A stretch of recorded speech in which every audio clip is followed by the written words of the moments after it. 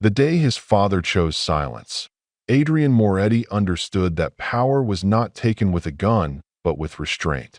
Thomas Carver was already kneeling in the center of the long walnut conference table, not restrained, not shouting, just waiting, his tailored suit still perfectly pressed, as if this were another board meeting instead of a reckoning. The townhouse on the Upper East Side was worth more than $4 million, a monument to 50 years of careful expansion, and every man seated around the table had built a piece of it with quiet obedience. At the head sat Don Richard Moretti, 68, retired in name, hands folded lightly over a silver ring that had not left his finger since 1979. He did not look at Thomas. He looked at his son. 3 days earlier, a former capo had been taken into federal custody downtown, and the word from their attorneys was simple: pressure was building. No one said the word cooperate, but everyone in that room understood what it meant. Adrian had spent 72 sleepless hours tracing bank transfers, phone records, conversations measured in fragments and tone. Every trail curved back to Thomas. Not loudly, not foolishly, but carefully, like a man testing the depth of a river before crossing. Adrian had expected this meeting to end with his father's voice sealing the outcome. That was how it had always worked. Richard would listen. Richard would wait. Richard would decide. Instead, the old man said nothing. The silence stretched across the polished table, across the leather chairs, across the breath of every soldier and advisor present. In that silence, Adrian felt the weight of the Bureau's fluorescent-lit interrogation rooms, the risk of indictments, the possibility that one weak confession could dismantle 5 decades of discipline. Thomas finally lifted his chin. He did not beg. He appealed to history, to loyalty, to the years he had served without question. Adrian listened, measuring each word for weakness. Across from him, Victor Hale, the underboss who had stood beside Richard for 30 years, kept his eyes lowered, honoring the quiet. The Don's gaze never shifted. It was not anger that held the room in place. It was expectation. Adrian realized then that his father's silence was not indecision. It was a test. If Richard defended himself, if he spoke too quickly, he would reveal fear. And fear, once seen, could spread faster than any federal investigation. The family did not survive on noise. It survived on structure, on the understanding that a Don did not explain himself. Adrian felt something settle inside him, cold and deliberate. He no longer waited for his father to speak. He understood that the choice belonged to him now, and that whatever he decided would echo far beyond this room. Richard finally leaned back in his chair, eyes steady, offering nothing but space.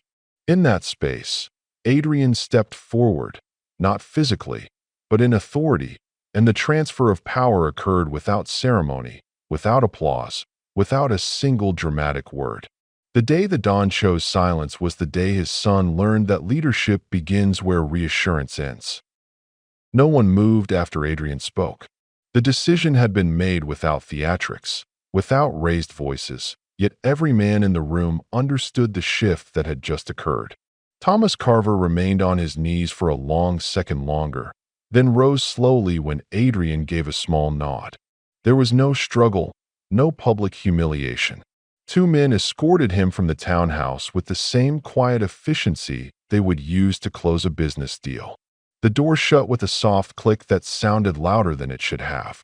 Adrian stayed standing at the center of the table, aware that posture now carried meaning. Victor Hale finally lifted his gaze. For 3 decades, he had watched Richard Moretti command rooms larger than this one, with nothing more than patience and timing. Now he studied the son, measuring not confidence but control. Adrian did not look toward his father immediately. He addressed the room instead. He reassigned responsibilities, shifted oversight of 2 construction fronts, ordered a temporary freeze on any expansion discussions until the situation with the federal investigation stabilized. His voice did not rise. It did not need to. The men listened because uncertainty had been replaced with direction. Only after the others filed out did Adrian turn toward Richard. The old Don remained seated, hands resting lightly on the table, eyes calm, almost distant. Outside, traffic on Madison Avenue hummed in steady rhythm, a reminder that the city never paused for private transitions. Adrian felt the weight of what had just happened settle into his chest. He had expected instruction, perhaps even correction. Instead, he had been given space and silence. Richard stood slowly, the movement deliberate, and walked toward the tall windows overlooking the skyline. From the 15th floor, the city lights stretched for miles, ordered chaos contained by steel and concrete. That was how Richard had always described power. It was not the loudest structure that survived, but the one built on foundation and patience. Without turning, he spoke for the first time that evening. He asked whether Adrian believed Thomas had acted alone. The question was measured, not accusatory. Adrian answered carefully. He believed Thomas had tested the perimeter, looking for weakness when the former capo was arrested. Fear had created opportunity. Richard nodded once. Fear, he said quietly, is information. It reveals where loyalty ends and ambition begins. There was no praise in his tone, only confirmation. Adrian understood that the test was not finished. The federal case still loomed. The arrested capo remained in custody less than 3 miles away, under bright lights and persistent questions. The family attorneys were working, but pressure could bend even seasoned men. Adrian would need to reinforce the structure, to remind everyone why silence was not merely tradition but survival. Richard finally turned, studying his son not as a father but as a successor.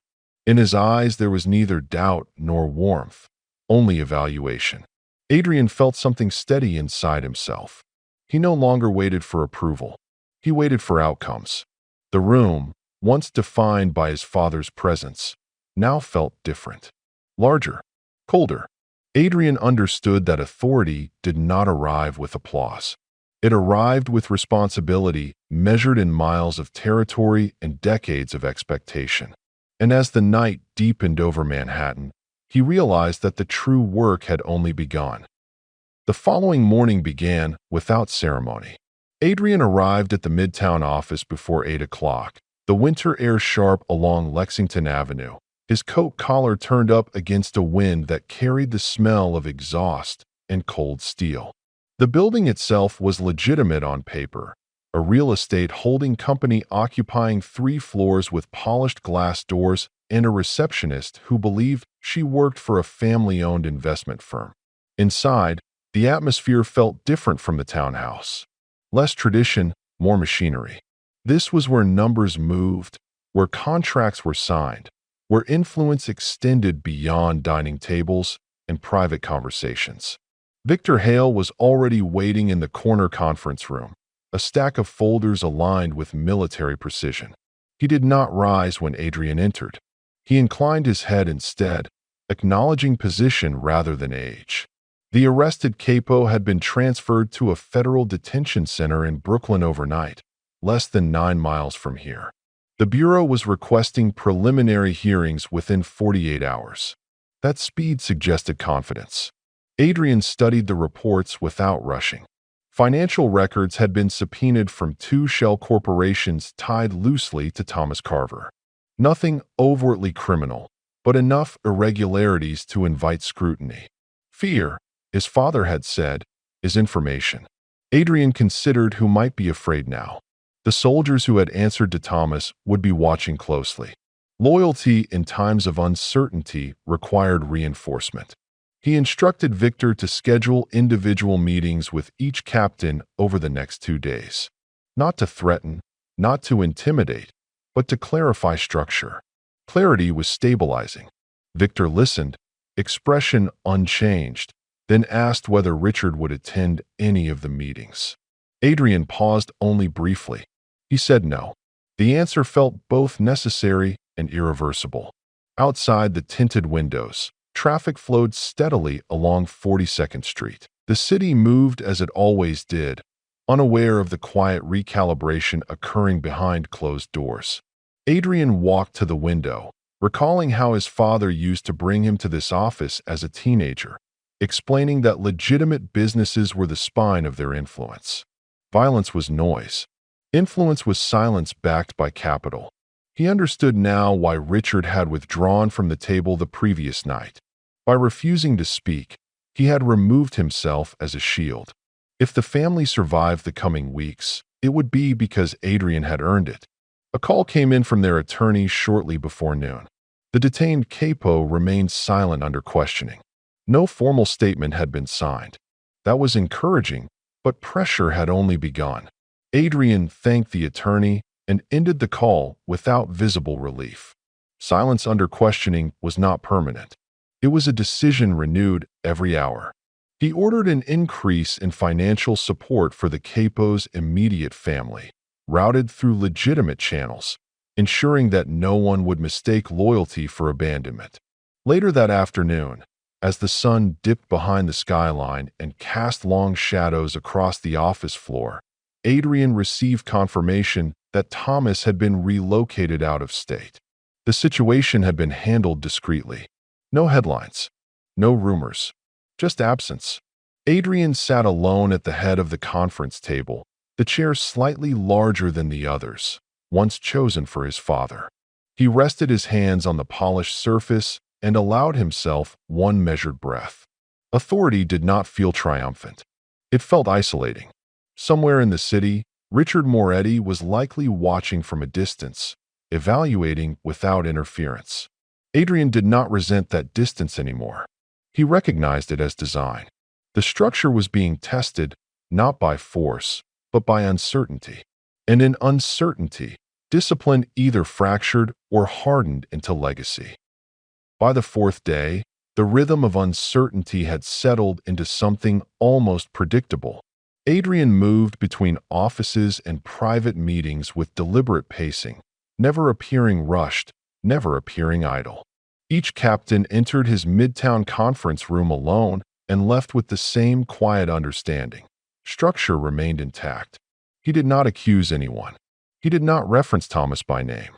He spoke instead about continuity, about revenue streams, about the importance of discipline when outside pressure intensified. Fear, when acknowledged calmly, lost some of its power. That afternoon, a call arrived from their attorney in Brooklyn.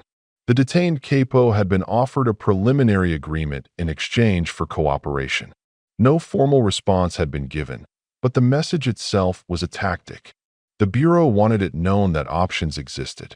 Adrian listened without interruption. When the call ended, he remained seated for several seconds, weighing probabilities.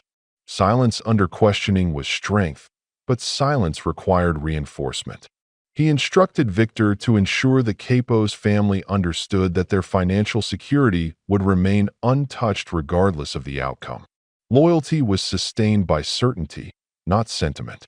As evening approached, Adrian left the office and drove uptown alone, choosing not to bring a driver. The city lights reflected off the windshield in long streaks as he crossed the bridge into Manhattan's quieter streets. He stopped at the townhouse without announcement. Inside, the atmosphere felt unchanged, as if time moved differently within those walls. Richard was in the library, seated in a high-backed chair beside a lamp that cast a warm circle of light across a mahogany desk. He did not look surprised to see his son. Adrian closed the door behind him. For a moment, neither spoke. The silence no longer felt like distance.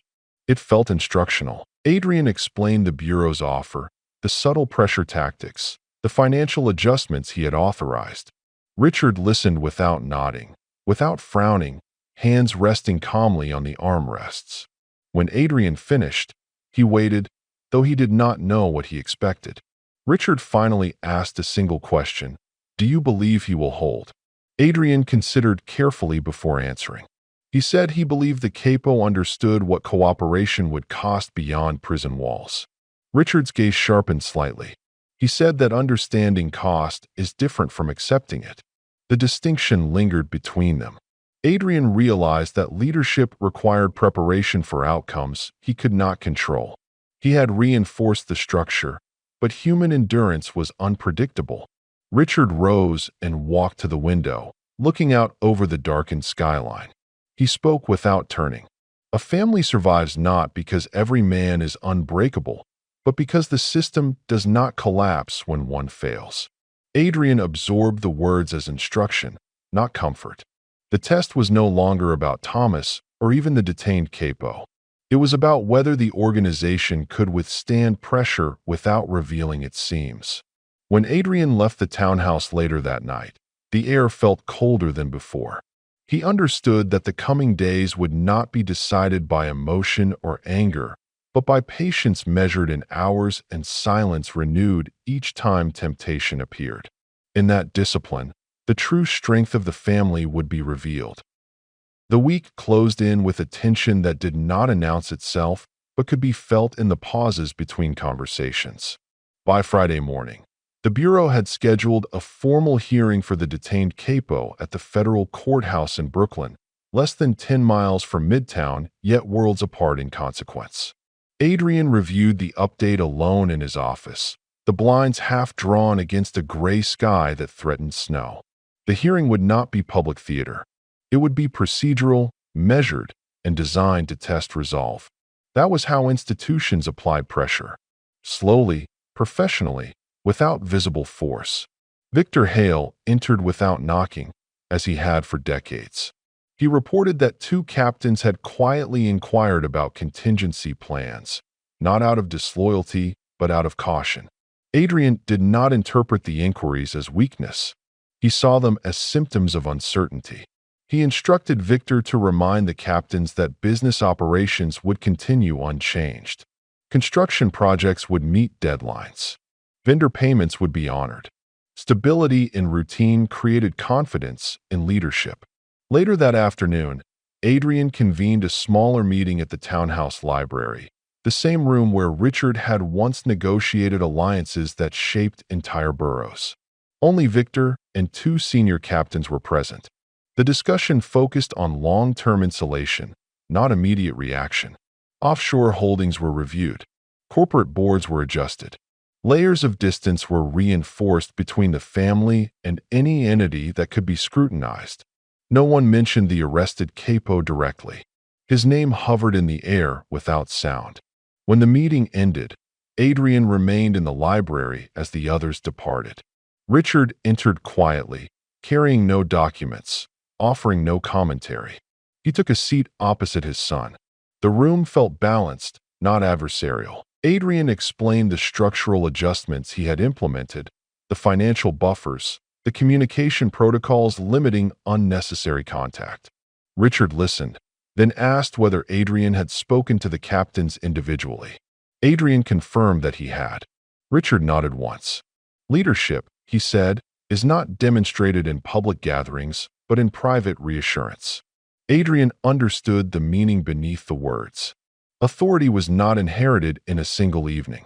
It was earned in dozens of measured conversations where doubt was addressed without drama. As dusk settled over Manhattan, a call arrived from their attorney. The detained capo had declined the preliminary offer. He had requested time, nothing more. The Bureau would continue questioning. Adrian ended the call and relayed the information to his father without embellishment. Richard's expression did not change.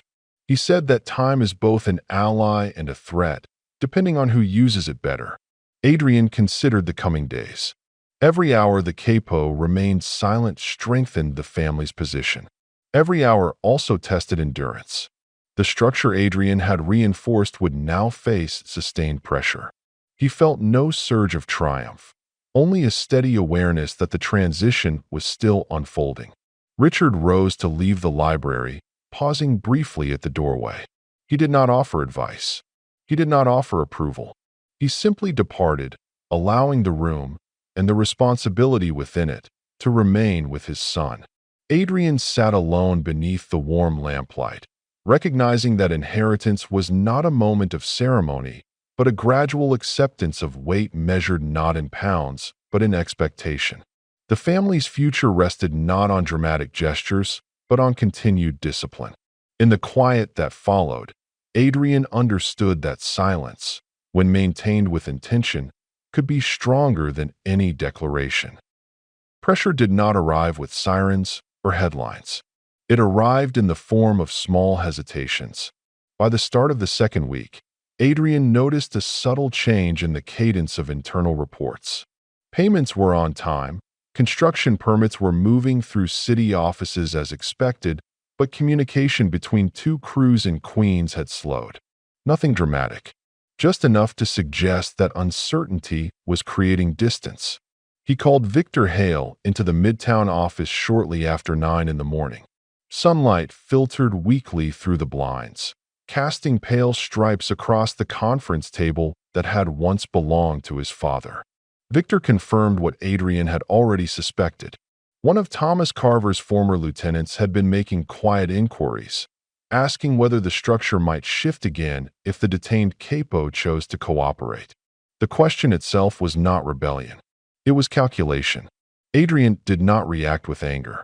He asked for names, timelines, and the exact wording of the conversations. Strategy required precision. By early afternoon, he arranged a private meeting with the lieutenant in a small Italian restaurant in Little Italy, a place that had served as neutral ground for decades. The tables were spaced no more than 3 feet apart, the walls lined with black and white photographs of past generations.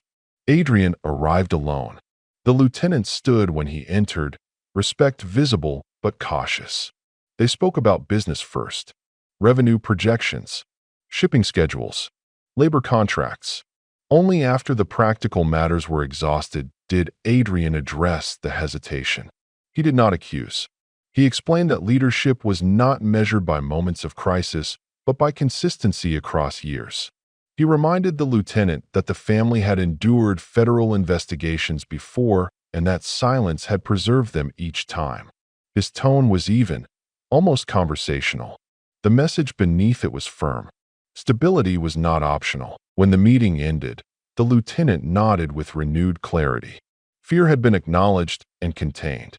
That evening, Adrian received another update from the attorney in Brooklyn. The detained capo had again declined to cooperate, but questioning had intensified.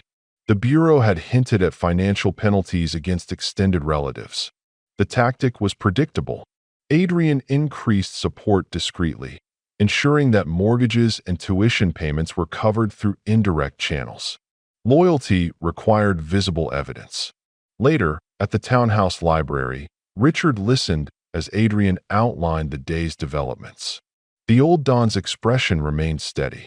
He observed that ambition within a structure does not disappear when a rival is removed. It recalibrates. Adrian understood. Thomas had been a focal point for dissatisfaction. Without him, underlying anxieties could surface elsewhere. The true conflict was not external pressure, but internal confidence. If even one captain began to doubt the system's durability, fractures could widen quietly. Adrian spent the remainder of the night reviewing contingency maps drawn years earlier by his father, diagrams of layered responsibilities designed to isolate risk. He recognized the intent behind them now. A family did not survive because every member was fearless. It survived because its design anticipated fear. As midnight approached and Manhattan's skyline dimmed into scattered lights, Adrian felt the weight of leadership settle more deeply into his shoulders. The transition was no longer theoretical. It was unfolding hour by hour, measured not by dramatic confrontation, but by disciplined response. And in that discipline, the internal conflict either would resolve into renewed loyalty or expose those who had mistaken silence for weakness. By the third week, uncertainty no longer lingered at the edges of conversation. It moved closer to the center. Adrian sensed it in the way captains measured their words during meetings, in the half-second pauses before answering direct questions. No one challenged him openly. That was not how this family operated. Doubt manifested as hesitation, and hesitation could be as corrosive as betrayal if left unaddressed. The federal hearing in Brooklyn had been postponed by procedural motions, extending the period of interrogation. Time, which had once seemed like reinforcement, now stretched into a prolonged test of endurance. Victor Hale brought troubling information late on a Tuesday evening. One of the senior captains, Daniel Crow, had quietly reduced his presence at shared operations, delegating authority to subordinates and limiting direct communication with headquarters. The shift was subtle but deliberate. Crow had never aligned himself openly with Thomas Carver, yet he had prospered under that structure. Adrian did not interpret the behavior as rebellion. He interpreted it as positioning. If the detained capo cooperated, Crow might seek distance. If the family remained intact, Crow could claim caution rather than disloyalty. It was a calculated hedge. Adrian arranged a private dinner at a long-established steakhouse in Midtown, a place where deals had been discussed for more than 40 years. The lighting was low, the atmosphere discreet. Crow arrived precisely on time. They spoke first of contracts and shipping schedules, of routine matters that preserved the appearance of normalcy. Only after the second course did Adrian address the pattern. He asked Crow whether he believed the structure was unstable. The question was delivered without accusation. Crow answered carefully, stating that he believed in the family, but recognized that external pressure created risk. Adrian acknowledged the risk. He then explained that structure does not collapse because one man is questioned. It collapses when men begin to plan for its collapse. The distinction was deliberate. Crow met his gaze and understood the message. Silence was not passive. It was active discipline. When the dinner ended, there was no handshake beyond what custom required, no dramatic exchange. Yet Adrian could see that a line had been drawn. Later that night, a call from the attorney confirmed that the detained capo had endured extended questioning without agreement. However, the Bureau had broadened its inquiries, reaching into financial records connected to older operations, including transactions from years when Richard Moretti had been fully active. The implication was unmistakable. The pressure was shifting upward. Adrian drove to the townhouse without announcement. Richard was in the library again, reviewing documents beneath the steady glow of the lamp. Adrian explained the expansion of the investigation. Richard listened without visible concern. He observed that institutions often escalate when resistance persists. It is a test of patience, not just of loyalty. Adrian asked whether the Bureau might attempt to approach retired figures to fracture perception of unity. Richard regarded him calmly and said that perception only fractures when leadership signals fear. Adrian felt the conflict sharpening. If he appeared too forceful, he risked confirming instability. If he appeared too reserved, he risked encouraging speculation. The balance required precision measured in tone and timing. As he left the townhouse near midnight, the air carried the sharp bite of early winter. He understood that the conflict was no longer confined to external interrogation rooms. It was unfolding within boardrooms and dining tables, within the minds of men calculating their futures. The structure remained intact, but its resilience was being weighed by every captain, every associate, every observer watching for the slightest crack. And Adrian knew that the next decision would determine whether hesitation hardened into renewed allegiance or evolved into something far more dangerous. The shift did not begin with a confession. It began with omission. By the end of the month, Adrian noticed that Daniel Crow had started routing certain communications through intermediaries rather than speaking directly to headquarters. Contracts were still honored. Revenue was still reported. Yet the tone of his updates had changed, stripped of detail, reduced to summaries that revealed nothing beyond surface compliance. Adrian did not confront him immediately. He asked Victor to trace the pattern quietly, to compare shipping logs, payroll distributions, and vendor relationships across the past 90 days. The discrepancies were not dramatic. They were careful, small reallocations, subtle delays, independent meetings scheduled without formal notice. It was not open defiance. It was insulation. Meanwhile, the detained capo in Brooklyn continued to resist cooperation, but the Bureau's strategy evolved. Anonymous inquiries reached several secondary associates, probing whether leadership within the family remained unified. Adrian understood the implication. If doubt could be introduced internally, silence might erode without a single signed statement. He convened a private strategy session at the Midtown office, limited to Victor and two captains whose loyalty had remained consistent. He presented financial charts, timelines, and projections, demonstrating that core operations were stable despite federal pressure. He spoke not of betrayal, but of cohesion. The message was subtle but clear: deviation would be visible. Later that evening, Adrian requested a meeting with Crow at the townhouse library rather than in public. The setting itself carried weight. Richard was present but silent, seated in the background near the tall windows, his role neither active nor withdrawn, simply observing. Crow entered with measured confidence. He maintained that his operational adjustments were designed to protect revenue streams from scrutiny. Adrian listened without interruption. He acknowledged the logic, but pointed out that isolation without coordination created vulnerability rather than security. Crow responded that he sought flexibility in uncertain times. The word flexibility lingered in the air like a challenge disguised as prudence. Richard did not intervene. His silence magnified the exchange.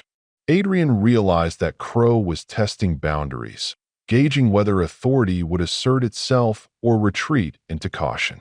There was no raised voice, no overt threat.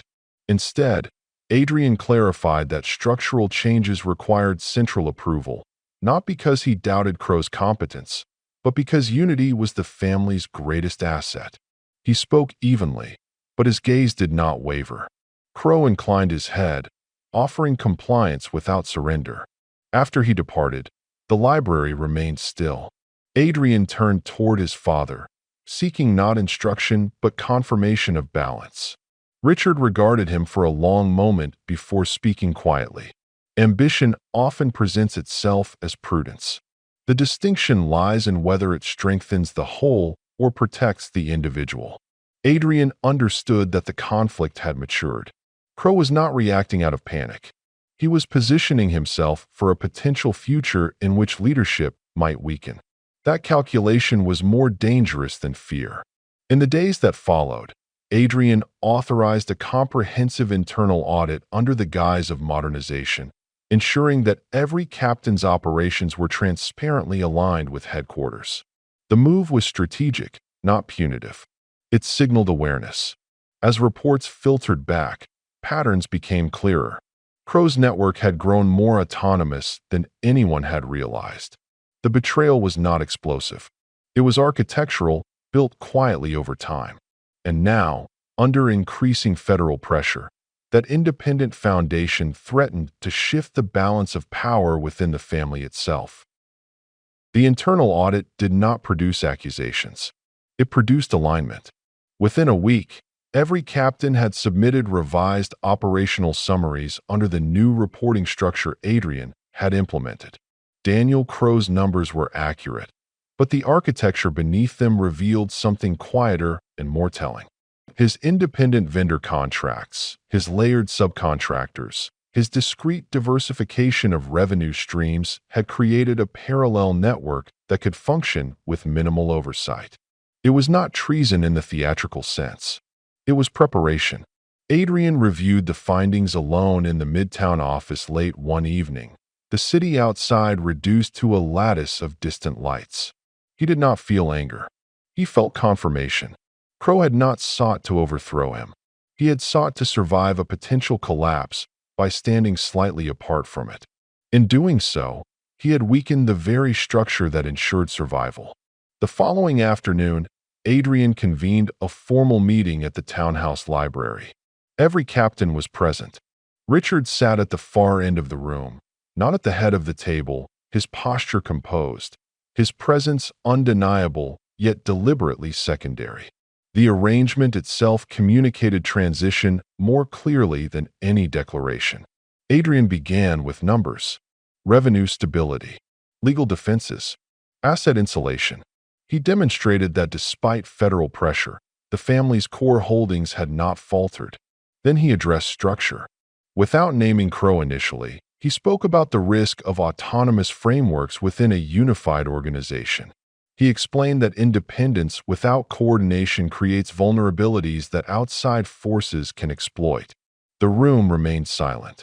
Crow understood before his name was spoken. When Adrian finally referenced the discrepancies, he did so without accusation. He acknowledged Crow's intelligence, his foresight, his instinct for protection. He then clarified that protection must be collective or it becomes fragmentation. Crow did not deny the analysis. He met Adrian's gaze and admitted that uncertainty had influenced his decisions. It was not confession. It was recognition. Adrian did not escalate. He offered a choice. Crow's operations would be reintegrated fully under centralized oversight, with transparent reporting and shared accountability. If he agreed, his position would remain intact. If he declined, the structure would adjust accordingly. The room absorbed the implication without need for elaboration. After a long pause, Crow nodded. The independent network would dissolve into the greater system. No humiliation followed. No spectacle. Only recalibration. When the meeting concluded, the captains departed with a clearer understanding of hierarchy than they had possessed in weeks. Adrian remained seated as the room emptied. Richard rose slowly and approached the table, stopping at its center rather than reclaiming the head. He studied his son not with sentiment, but with assessment. Finally, he spoke. Authority endures when it absorbs ambition without breaking. Adrian understood that the true inheritance had not been the chair or the title. It had been the discipline to respond without theatrics, to correct without spectacle, to reinforce silence not as fear, but as principle. Days later, word arrived from Brooklyn that the detained capo had declined cooperation for the final time. The Bureau shifted its focus elsewhere. The pressure eased, not dramatically, but perceptibly. Operations continued. Contracts were signed. The city remained indifferent. Richard withdrew further from daily affairs, attending fewer meetings, offering fewer observations. His silence no longer tested. It affirmed. Adrian now occupied the head of the table without glancing toward the past for instruction. The family had not survived because there had been no threat. It had survived because its structure anticipated threat and responded with cohesion rather than panic. In the end, nothing exploded, no headlines declared victory or defeat. The inevitable outcome of disciplined power was continuity. And continuity, in a city that devoured weakness, was the only measure that mattered.